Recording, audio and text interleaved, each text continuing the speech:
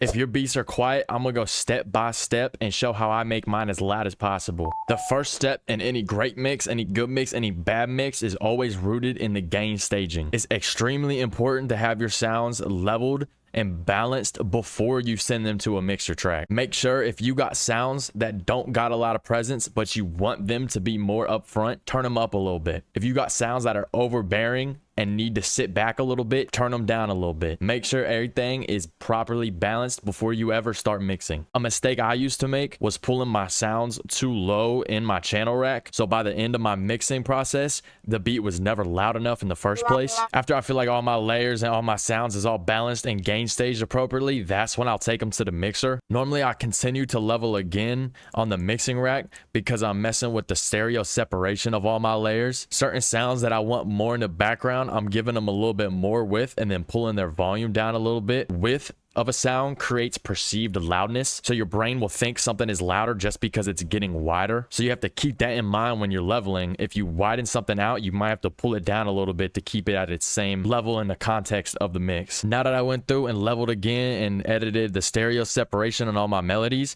I route them into their own bus. And on the bus, normally what I'll do is EQ out low end so I'm not clashing with the 808. And I'll even go through and use a stereo imaging tool like Ozone here and then stereoize certain frequencies bands the way I see fit. In most mixing philosophy, the high frequencies are the widest, and as you go down, they get less wide. Now, if I feel like the melody ain't loud enough, I'll turn the volume itself up and I'll give it more stereo separation until I'm happy with how it sounds. Moving on to the drums. It's the same deal. After I'm gain staging them, I send them into here and level and separate them again how I see fit. I personally like hi-hats and open hats to be a little bit more wide, whereas my snare, my clap will stay more mono. And you'll see on my drum bus, again, I turned the volume up and added a little bit more separation. I got two things on my 808, other than it being sidechained to a kick already. All it is the fruity fast distort with the threshold slightly turned up and a EQ with a slight boost in between 3 and 4. To make sure my 808 is as loud as I like it, I normally always have my 808 at max velocity inside the piano roll. Then the distortion and the EQ are just adding presence so the 808